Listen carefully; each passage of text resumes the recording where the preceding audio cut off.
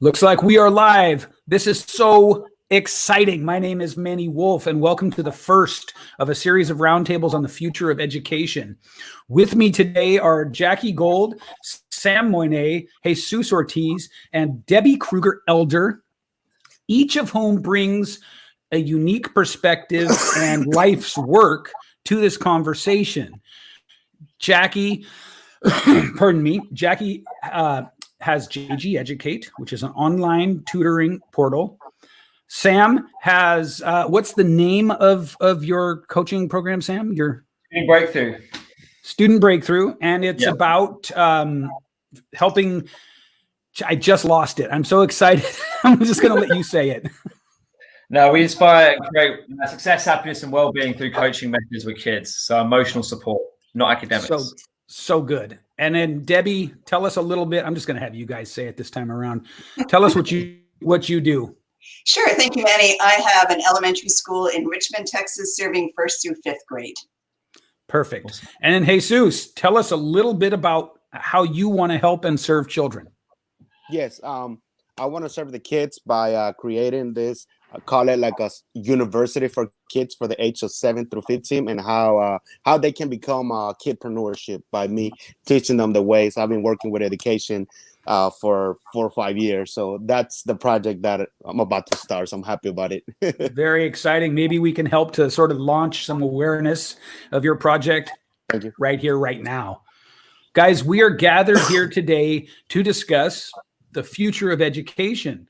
And I think we can't have a discussion about the future of education unless we start with a little bit of the past of education. I'm curious for Sam, I'd like to get your take on some of the ways that I'll call it conventional education may have failed us. Yeah, for me, I taught history in high school, secondary school for 5 years. And yeah, the biggest thing for me, there's many problems. One of them was like the obsession with data and testing and focusing on results and getting young people to place their self-worth on a grade, on an end result. And so much pressure, so much stress for the students I'm working with in the UK. A couple of years before I finished teaching, they changed the curriculum. So I was teaching higher level subjects to younger students, and the high ability kids, they were thriving, but for the majority, they were really struggling. Like the anxiety, the pressure around this was just next level, and no one was doing anything about it. It's like putting top-down pressure in without giving like the underlying foundations of mindset and like resilience, right? And sure. All this. So my biggest thing that I saw was top-down pressure, focus on exams, and we're not creating like resilient young people for the future. Big problem. Fantastic. When you talk about focusing on studying to the test, I think that this is it's a doorway into a part of the conversation that is very, very important. Debbie, I think Sam just inadvertently teed you up here. Tell us a little bit now. I know. So for the whole world, I know Debbie and I know Jackie already very well. And I know that both of them have done what they do partially in response to this whole miss the whole child, just prepare for the test kind of approach. So Debbie, I'm curious, what kind of things did you see as being problems that were created by this study to the test sort of approach? Yeah, so just a little background. I ran an after-school program for many years. I had 15 middle and high schools. I served over 1,000 homeschoolers a year with academics for 6th through 12th grade. And I ran a college planning practice. So I've kind of hit the kids at all levels. And what we see when you prepare a child just for the test is very similar to what we just heard, is they're not prepared for life. They're prepared for a very small piece, which is academics. The rest of the circle of life is not being touched.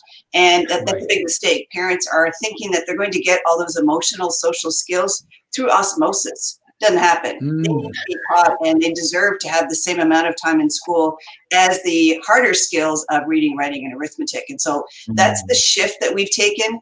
And over the last 6 years, we have seen just tremendous results in allowing a child to be taught along with what they want to learn. We also give a lot of voice and choice in our school. And instead of when you teach to the test, and I'm sure you can all agree, you go about this deep because you've got to get ready for the test. But when you allow a child to go down the rabbit hole and get excited, it gets very sticky. Even if it's a subject none of you want to learn about, the lower and the deeper you go, you're going to find something to hook into. And we've just seen light bulbs go on, and it's been very exciting to watch these kids realize their resilience, their strength, their growth mindset, their grit, as they stick to something that they have an interest, and they can understand that it's purposeful and has meaning. Very much what you're doing, Jesus, with having some kid entrepreneurial. We do a lot of that in our school, and we kind of do a whole project-based learning so that all of the subjects together combine to get to the end result, kind of like life. Imagine that. So we really try to represent our community and what it's going to be like when the kids leave and go into the real world. Because what you'll find, Manny, is, and Sam will probably agree with me on this, in the UK, we are bound by so much admin that at the end of the day, you're sort of exhausted from the admin and you don't get to actually enjoy the learning process. So if you're not enjoying it as the teacher, that sort of feeds down to the kids because they can only learn at a very peripheral level.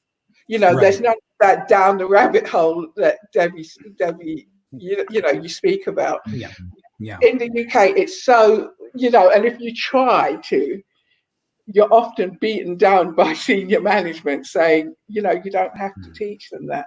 What you have to teach them is how to pass the exam. I had one deputy say to me, and you can imagine my face after this. He said, I was teaching business at the time, and he said, they don't have to know business. They have to know how to pass the exam. They just came out and said it out loud. That's what he said to me. That's like the supervillain taking time out of his day to tell you his evil plan. You know what I mean? Yeah, it seems to me you shouldn't come right out and say it out loud. It should. Anyway.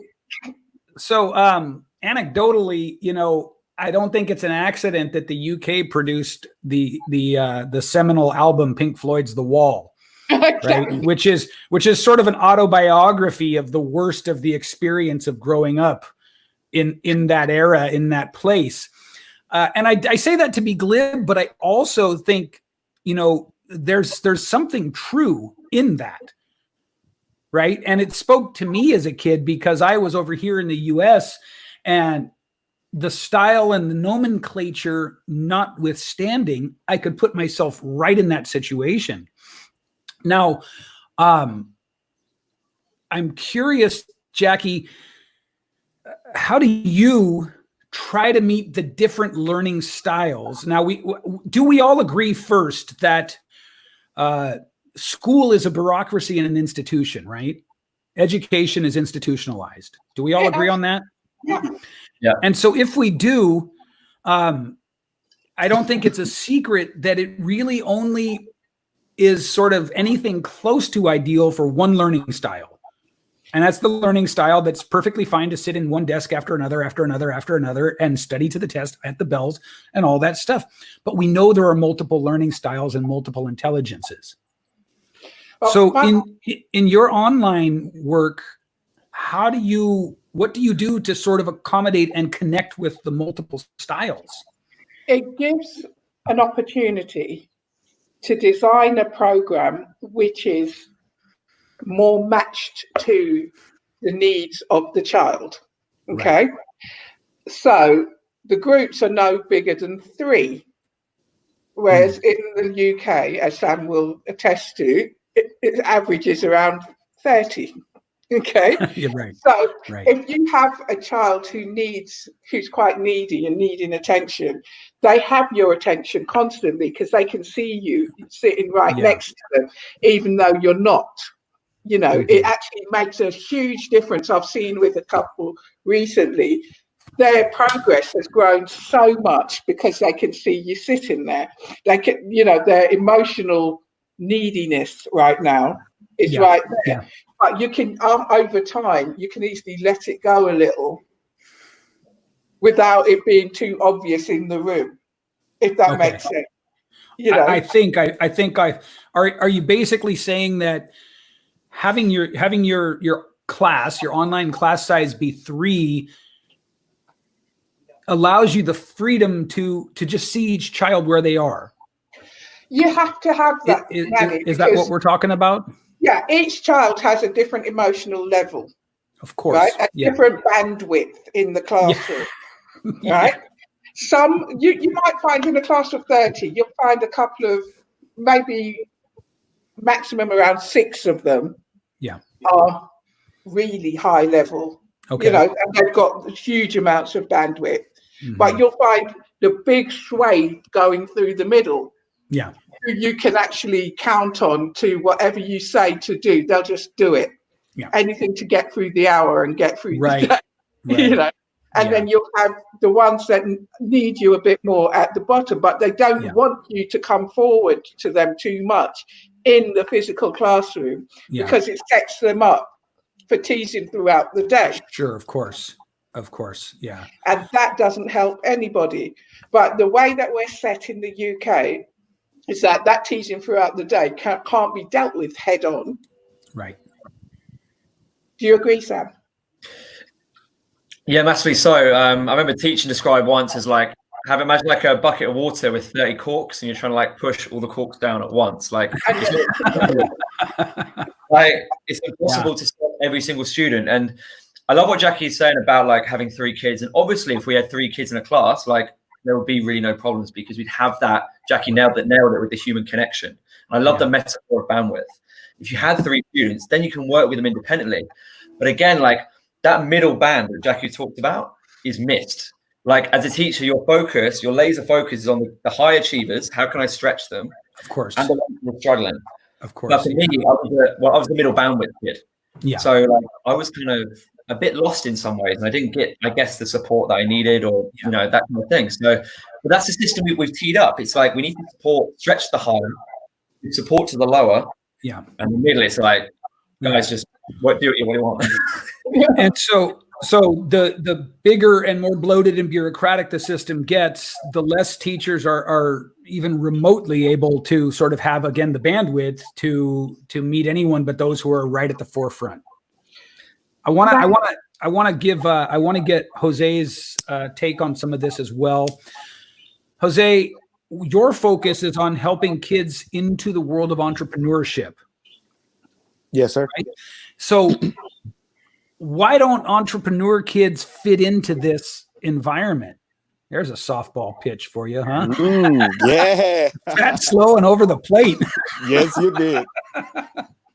But it's an important question. It is. I myself was entrepreneurial. I remember in the 11th grade, I had to give a presentation to my principal as to why I was not coming back to school anymore. I literally pitched him on why I was dropping out. So like, tell me what it does to the entrepreneurial sort of personality to be in that kind of constrictive environment, Jose. It's a good question. Like, as you were asking me this question, I was kind of testing myself when I was working. Well, I still have time work at a daycare. So while I was working there, I was kind of like, how can I test these kids? Because I had 27 kids. After school kids. So I was like, how can I want them to learn more, that they're not just learning from school. So I'm like, how can I do that? So I kind of created, I started with the girls. So I started going with the girls and I showed them a couple of books and started telling them, hey girls, what do you want to do in life? What is it that is your passion right now as you're 8 and you're 9 as the group of girls? And all of them were like, well, I really want to, it was on their words, like, I want to start something of my own. Like, they were like, I see my parents, that one of my parents is an entrepreneur and the other one actually works in the corporate. But I see that one of my parents have more freedom than the other one. And they're like, I want to have something in the middle. So I was like, kind of testing the waters. And I was like, so girls, so why don't you write like something, start like, what do you want to do? Write your questions, and I want to answer them tomorrow. And the next day when I came in, like the whole group of girls were already like telling me, hey, Mr. Jesus, we want to open up a clothing store. And then one of the girls was like, I'm gonna manage the customers. And the other one they already had written their plan. Wow. They're like, and then the other one is like, oh, I'm gonna take care of the money. And the other one is, I'm gonna be the front of the company. And there was 6 girls. And I literally I cried right there. That's beautiful. And they were like, why are you crying? I mean, you told us to come up with something. Did we mess up? But in my mind, when I went home, I was like, I don't think these girls are, in my mind, I was like, I don't think it's gonna take them more time, and then they're gonna ask me more questions, No, they literally came in and had their plan, like, and the name of the company. I was like, I think it's really interesting. If you ask a child at a certain age, what do you want to do? What do you want to be? They're able to just, I don't want to get too sort of kumbaya and touchy-feely, but they are able to just speak from the heart, aren't they? And they it's interesting because to take a sort of a cheap shot at the public education system while it's already down, somewhere along the line, I think it's the education system that sort of takes that out of us. 100%. You know what I mean? Do you guys feel that that's accurate? Because I remember as a little kid, I was savagely entrepreneurial, right? I mean, I tried to start clubs and businesses, all the time. It's all I ever did. I was always trying to build something, start something, make a new thing. And in my case, the school system was not ever able to sort of dissuade me from that. But it created a very, very hard period in my life because there was no guidance. There was no mentorship. There was no access to anyone who could help me or who even thought that it was worth helping me. So, Sam, where do we... I resonate with that. Yeah, totally. Where do we go from here? Well, just on that, we've got 2 programs. We want a program in primary school, which is called the Primary Breakthrough. So this is for kids from 0 to 11. Well, it's not 0 to 11, about 5 to 11 years old. The program is a bit practical, but they're so energetic. They've got so many hopes and dreams. And it's like, I want to play soccer, I want to go to the moon, all these big dreams. I'm like, amazing. I want to run a business. Amazing, amazing, amazing. Yeah. The program we run in secondary school, so high school, is slightly different. But they've had this like enthusiasm crushed. And like their hopes and dreams, like Jackie's nodding her head, their hopes and dreams are like suppressed because they've got the pressure of exams, of data, of tests, all this rubbish stuff that crushes individuality and enthusiasm. Yeah. Now the stuff is, there needs to be a standardized education. Yeah, I totally agree with that. We need to get kids to a base level, but at the same time, we're stifling this entrepreneurial spirit, this business spirit, this like independent nature. So the primary program, they're like, I can do anything. The secondary program is like, well, can I do anything? Yeah, Really, yeah. To that level, yeah. And then at some point, maybe I can't do anything. Yeah. It's like that. So, Debbie, what are you doing differently at Shady Oak? Because I know. Let me preface this for the group and for those watching. Debbie is getting really, really good results, profoundly good results with the kids that come through her school. And it's not just the tests. It's not just the standardized levels of like, you have to be here at this grade. There are other things happening too that are demonstrable and measurable, but that would count as soft skills. Talk to us a little bit about your approach so that you get those things in there and what the results have been so far. Yeah, sure. So we have to look at the end result. What's happening right now and everything we're discussing is nonsense because it doesn't serve anything, right? We need to dismantle that wall, all those bricks, and pull them out. Yeah. And so I did that. And what I realized is the 6 pillars that a student needs to be successful in the real world need to be taught at a young age. We also need to nurture them. We need to find their greatness and speak to it and recognize it. And so we do that regularly. In a classroom, you're not going to hear our children, when our teachers never raise their voice. They are constantly recognizing how patient the student is, how willing they are to wait their turn, how nice it was for you to stop and pick up her pencil that she dropped, all of that greatness. And we're looking for it constantly and then speaking it. The kids also speak it. We have a collaboration room, so we teach those skills so that they have that ability to be entrepreneurial. We encourage it every Friday afternoon. They work on building their businesses. So we do a lot of what you guys are talking about. And because we assess very differently, we have very few written tests, but we do offer the Stanford test, which for you, you Brits, is a national test that's not just for Texas where I am, it's for the entire country. And we don't teach to it.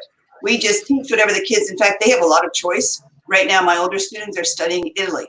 Italy's now we're in the Texas, you should study Italy in social studies in the 4th, 5th, and grade. No, they wanted to learn about Italy. So we said, okay, because it's about learning. It's 2020. You can Google anything. Why are we wasting our time putting all these crazy facts into their heads when they just pick up their phone and check it themselves? So we want to have engaged learning. When they take the Stanford test at the end of the year, they score off the charts. And there's in fact, they like taking that test. There's no pressure. There's no stress. We break it up over 5 days and they do incredibly well. So we've proven now for 6 straight years that if you give children what they want, if you recognize their capabilities like the 5 of us do on this call, and if you will grow into that, and if you support their ideas and their ideals, they will maintain them. Because all of us had a dream when we were a child, and I don't know how many of you, but I'm doing very close to what my dream was. I got off track a little bit, decided I wanted to be a cop, came at it the other way. But I think all of those things that I did really made me who I am today, so I can better serve those that I work with. So that's interesting in and of itself. The educational model we're indoctrinated into now has no room whatsoever for taking the long way around, cultivating life skills, right? And then it's sort of incumbent upon each of us to let those things inform what we wind up doing. I think that's a really interesting point. Yeah. For me, just a quick example. I am now a coach and a strategist, and basically I started a bunch of clubs and people joined them. So it's like the little kid is very, very gratified by that. But I took a serious sort of left turn into martial arts, a serious left turn into music, a serious left turn into theater, a serious left turn into like retail and restaurant work. And once I was able to just let go of those things, I find that they all inform who I am now and how I teach and how I show up and how I think. So I really like that part of it. There's so many places I want to go with this.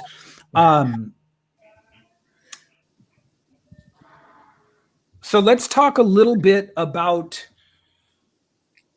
I'm going to ask this. This is for Jose. Jose, do you think that the public education system can pivot in time to sort of be relevant to the needs of children now who are going to be, say, entering the workforce in 15 years?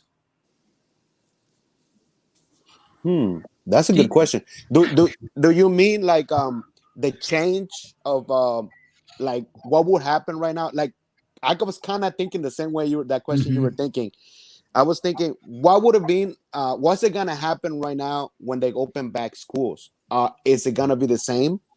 Is it gonna be a change of not only the teachers, but like, hey, should we take the route that we don't even need the big classrooms anymore? We can do it through our homes. That's probably some of the mindset of a teacher. Like, why would I go back to work when I can start my own business and teach a small group of kids I know history. So I'm just going to teach them history, but evolve history of what we're doing. That's what was going through my mind. Like, how is it going to work? How is it going to be changed? Like the whole illusion of the kids going back. Because like you were saying, like some of the kids do want to go back to school. They have friends. I don't have nothing, wrong with that. But half of the other kids are like, you know what? I want to stay home and learn something new. Right. I want to, create something or partner it up with my friends. So that's like a question like for everybody. So what do you think? Like that's what I was thinking. Like what it's gonna be the ultimate change now for us, either we go back or either we, Well, first, let's open it to the group. Do you guys think that with the size of the educational system, both in the UK and here, and presumably in every other sort of established nation, right? Are they too big to pivot and respond to what seems like the obvious things that need to change? Or can they pivot? Right. I'd like to start. I'd like you to start. It's a no from me. I'm sorry, but a system that is in operation, which was in operation when I was at school age. Right. Okay. I was at school in the Pink Floyd era, right, in the UK, and it didn't work then. Yeah. And I was seen as a moody mayor because it didn't work. You know, and it took a lot to pin me down in that time, because I had just decided in year 11 that I would just leave and work in the civil service. Right. But luckily my teachers were like, no. And they actually noticed. Yeah. Okay. That kind of notice wouldn't happen now. I just think it wouldn't happen now. The system is too big. It's under-resourced.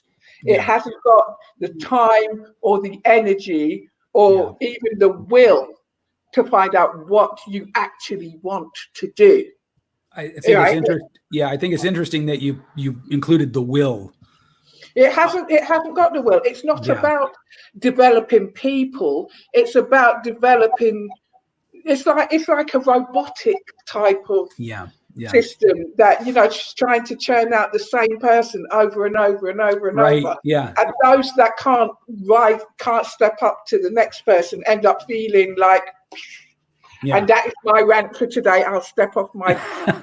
Well, I think you illustrate an important point here, because those of us that didn't fit neatly in what I perceived as a very narrow channel in order to be successful in school, were marginalized.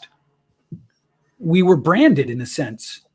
I know that, Sam, this has got to be, you've got to be shaking your head on this, because the work you do now is to speak to, you know, that kind of experience for kids. You're trying to give back self-esteem and give back these things. Yeah, but it's such a, again, like the system in place in the UK, if a child is anxious, low on confidence, not motivated, whatever, some of them might not even get support, by the way. Most of them won't get support. Right. Yeah. So the ones that do will go and see a counselor. Like, counseling is useful. I'm not here about counseling, but if a student's a little bit anxious, a little bit low on confidence, I feel they don't need to go and dig up the past pain with someone who's been in the system for like 20 years, not relatable. Like, come and do something positive that's present focused, that gets them taking action moving forward. But I come up against that all the time. It's like, you have money to spend, but you're spending it in the incorrect way, I feel, for 2020 emotional support. Right. And I think Jackie's right. The system is massive. I would love to see a reduction in testing, reduction focus on exams. Like, test, you need to get tests later. Have emotional support that's relevant. I'm not saying mine's the one, but like some relevant emotional support, and that's something we can change. Yeah, like a little focus from the self-obsession with data and testing and the pressure from top down. Right. That's right. Like, I don't know how much you could change. You know, it's so big, and it's been there for so many years. I think it was George Orwell, who said that a bureaucracy's primary function is to serve the bureaucracy. Absolutely. Right. Yeah. And I thought, you know, let's assume I got the quote right. I attributed the quote right, and it was Orwell. But I mean, there's a lot of wisdom in that. Now, what do you guys? So Elon Musk was interviewed while he was in the beginnings of either building the production floor for Tesla or something in SpaceX, or it might have been just an interview where both companies were discussed, and they asked him about the level of technology he was creating and needing and envisioned, and he said something fascinating, which he often does. He said something fascinating, which was, we can't build the technology we need today. Today, we're working on building the technology that will allow us to build the technology we need. Now, when you think about that, and you think about someone whose stated goal is to make the human species interplanetary and to move us away from fossil fuels en masse. We know that school, even at the level of college, the top colleges here and in the UK are not producing people that are ready to go directly into working for SpaceX. They're not at the right part of the curve, right? Laszlo Bock, who was the head of people resources at Google, was the one who started the movement for Google away from literally only hiring people from Stanford. like in the beginning, Larry Page and Sergey Brin only wanted to hire people that, in a very real way, looked like them in the sense of their educational background. And then Eric Schmidt came in and he said, guys, you've got to have a more diverse hiring pool because you're going to get groupthink if you don't. All this is to say that Laszlo Bock came in and sort of rose to prominence as the head of their people resources division. And he was the one who said, Google has stopped hiring from the resume.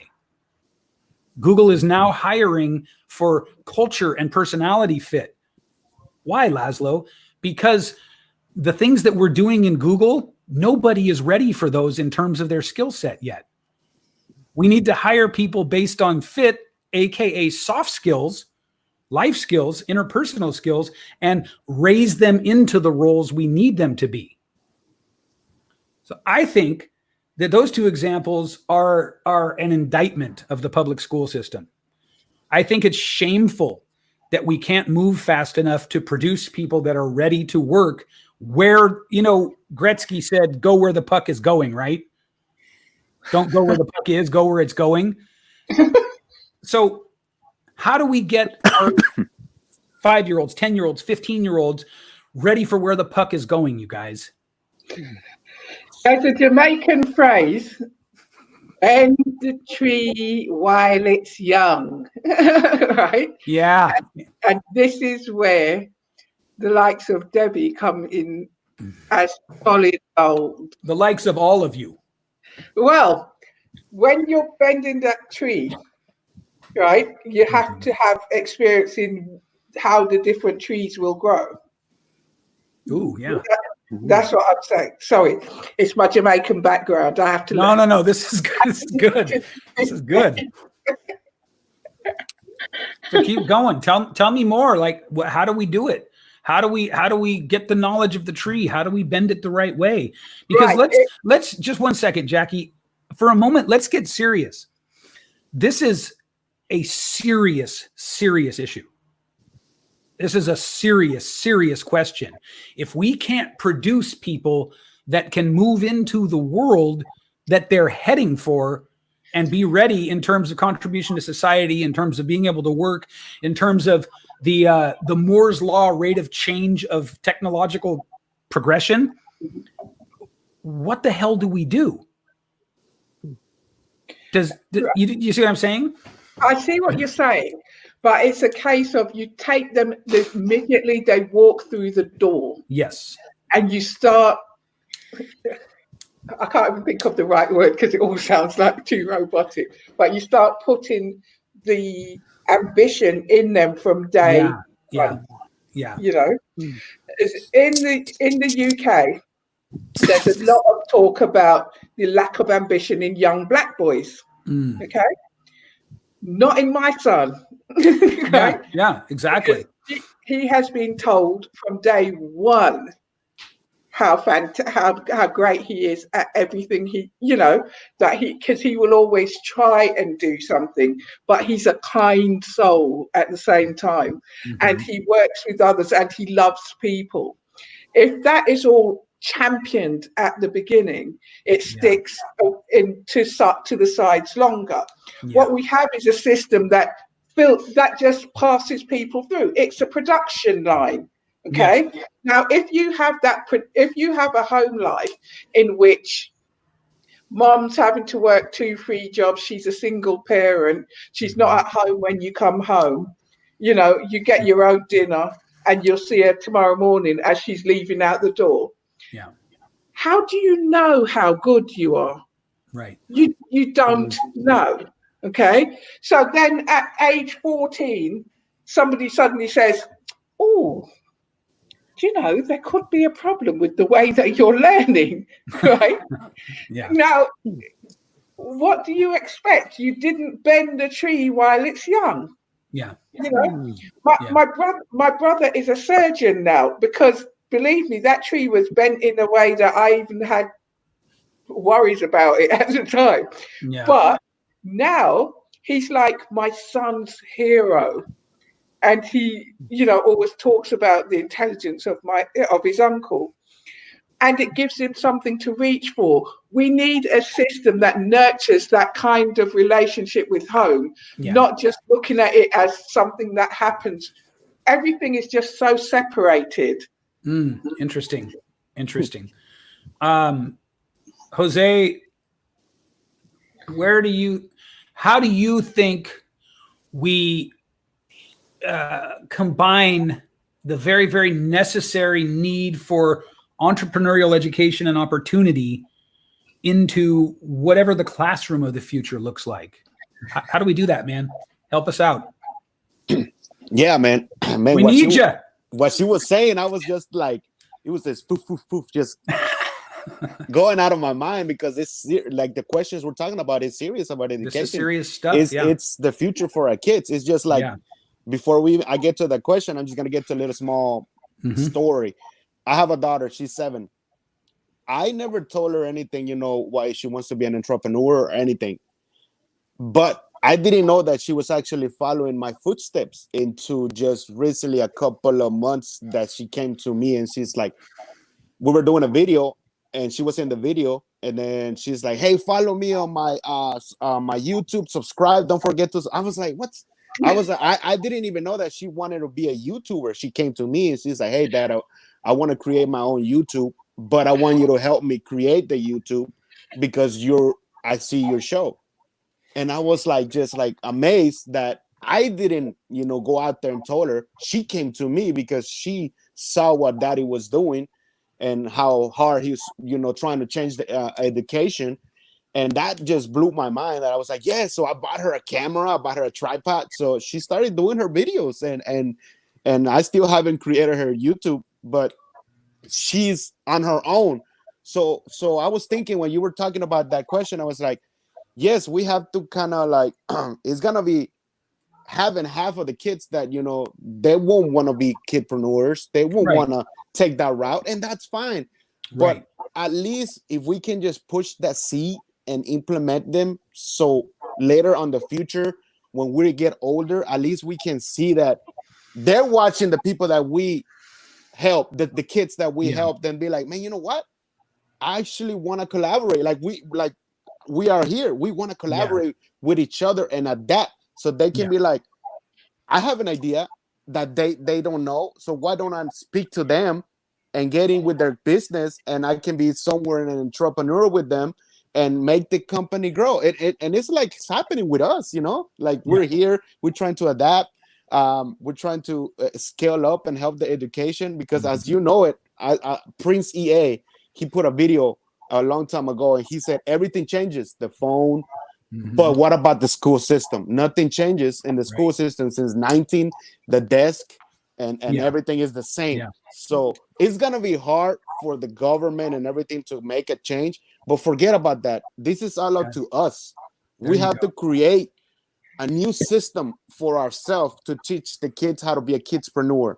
And like I said again, a couple of percentage are gonna fulfill their dreams, but the ones at the bottom already have the seed. Either they're gonna work for that entrepreneur, but they're still gonna be an entrepreneur of their mind. So this is like the same with us. You know, we have people working with us, but I don't see them as an employee. I see them entrepreneurs. So when they're ready to leave your company, I'm gonna be happy, because they're setting up their wings high, because they learn within us, and I love it. Boom, and they're gonna fly. So there's another thought that I take from Google was, you know, I believe it was Larry Page that was being interviewed. And he had famously come out and said, we don't care at all if people stay with Google for 2 to 5 years rather than keeping them forever. And the interviewer said, why? And he said, because we want that collaborative Google DNA as widespread in the tech world as we can get it. So, Debbie, how does being exposed to entrepreneurial training, whatever that looks like, help and or enrich kids who wind up being self-employed or employees or just anything but an entrepreneur? How do you see that as helping even them? Well, I think entrepreneurial just sort of speaks to self-reliance, self-awareness. Okay. And I think all of those need to be embraced. We have time built into each of our classes for reflection. So what worked today in math class? What didn't work today? How do I change it for me? How do I make sure I don't make the same mistakes again? You can make all the mistakes you want. You just can't repeat the same one over and over again. And so giving them that opportunity and then looking at what are the challenges that we're going to face as adults that we can maybe overcome when we're young, like speaking in front of an audience, right? That skill needs to be taught when they're young. There's no fear. And I listened, and I'm sure you guys all know this, how you feel when you're nervous and how you feel when you're excited is physically the same thing. Yeah. Tell ourselves we're nervous. We're not nervous. We're excited to go do this new thing, to take on this challenge, to do whatever it is. So it's a mindset. We talk a lot about the difference between a growth and a fixed mindset on our campus. We give them time to really determine who they are. We don't say to a child, you need to finish first grade by May. We say to a parent, you're going to give us 5 years. We'll get them ready for the next school. We'll get them ready for middle school. Some kids move at all different paces. When they're growing physically, as we all know, you're not learning at the same level. So you need to really be aware. They are not robots, right? They're human beings that have feelings, and things happen in their life that will affect their ability to learn. And we've got to be flexible. We have to pivot. And the public schools are not designed to do that. They are not designed for outcome. They are designed to ensure their metrics are met so they can continue to collect their taxes. It's money. We know that. It's okay. But we also know that it doesn't work anymore and it's antiquated. And so we have a responsibility, a very big responsibility to, as we recognize this and we're speaking it, to come up with solutions to change it. And I think that's what this conversation needs to focus on, are the solutions on how we move forward. And, I know before I started the school, I talked to a lot of my friends who were entrepreneurs, CEOs of companies in corporate, and just said, what's missing? What are the people you're trying to hire not bringing to the table? And they told me, and I went, okay, I'm going to teach those skills. I'm going to at least get this group ready. And I think comparing ourselves to trying to come up with what our students can do moving forward is, if a computer can do it now, then we better have these soft skills that Sam's talking about. We better be able to be people that are caring and kind and can empathetically believe in and feel for somebody else. So as a collective unit, we can move in our tribe to be better, to ensure that we're ready for whatever comes our way. Right. So absolutely.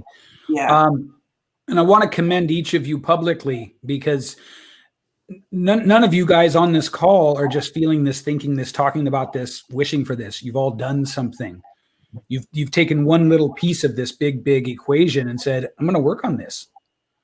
And it's silly and gratuitous almost to say we need more of that, right? That's so obvious. So let's go around and say, Jackie, where do you see JG Educate heading in the next, let's say, 5 years? JG Educate will only grow as a support to young people and parents concerned about what's happening within the classroom. It gives them an extension of their learning and gives them the opportunity to actually learn in the way that they do it best. Okay, we meet them where they are and we work with them from there, we will always be either as an add-on, a support while they're in the public system, or we'll support them outside the public system, which is always preferable, but we will always support. Love it. Because it's needed. Yes. Sam, where do you see yourself going in the next 5 years with your company? Well, we're currently training teachers in the UK on our program. So that was one insight I had. If I train more teachers in how to deliver this, Then we're going to help more students with their emotional intelligence. We're going to make people feel like successful, happy, and confident.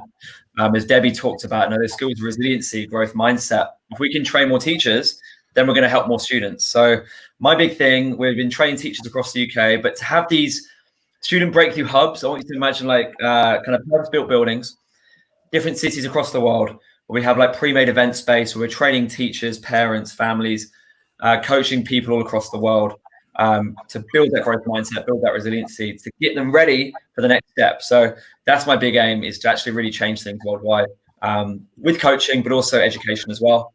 And teachers are the number one thing to do that, I feel. If you've got people who are relatable, you can work with young people, why not upskill them and make them really empower students from a younger age and give them those proper, we all know this, like those skills that we really need.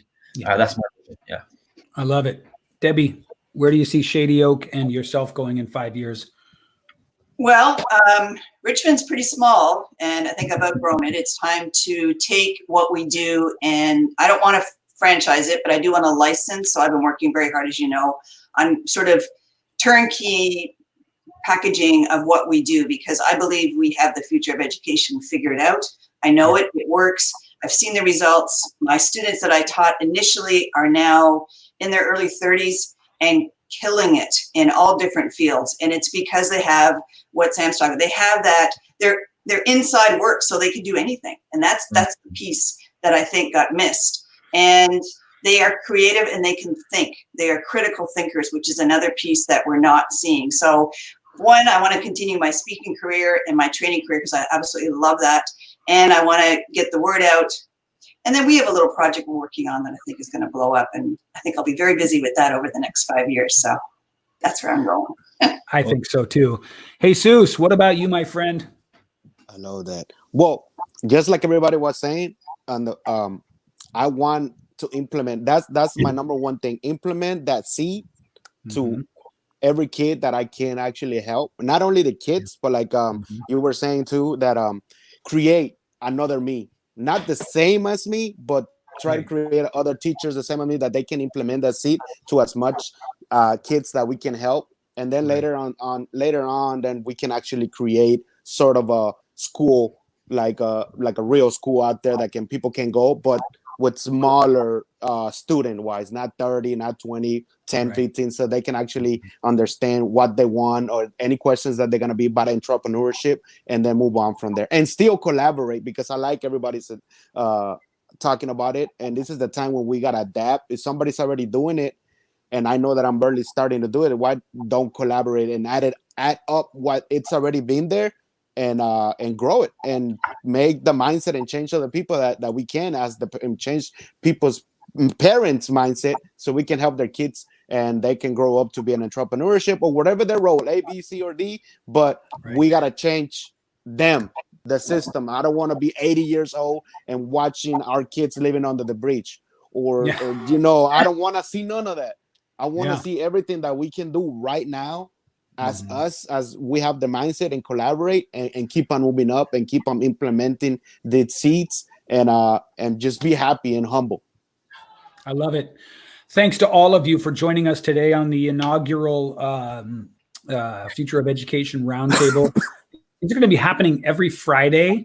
For those of you watching, please tune in. Please share. If this is relevant to you, if this is striking a chord in you, please talk about it. Please engage with it. Please, again, share it to your audiences. It means the world to us. And I think we can all agree it's an extremely important topic. Thanks to each and every one of you for making time today. I appreciate you guys greatly. Thank you. Thank you. You're welcome.